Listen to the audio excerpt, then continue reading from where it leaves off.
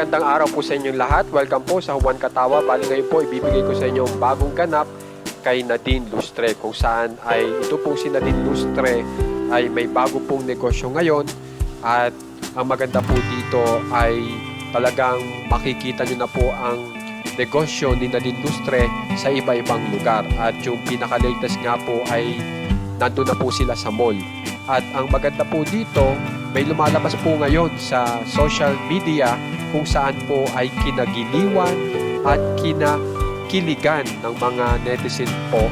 Ito po ipinost ni Nadine Lustre, kung saan ay naging sweet po sila habang nasa photo booth kasama ang kanyang boyfriend. So panuorin po natin.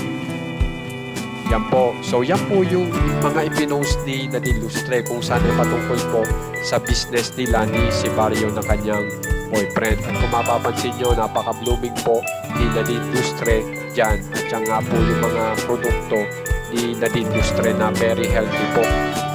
At yan po yung nasa photo booth po sila, at yan po yung kinagiliwan at kinakiligan ng mga netizen ngayon.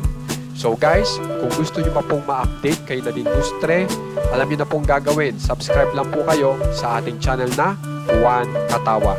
Maraming salamat po!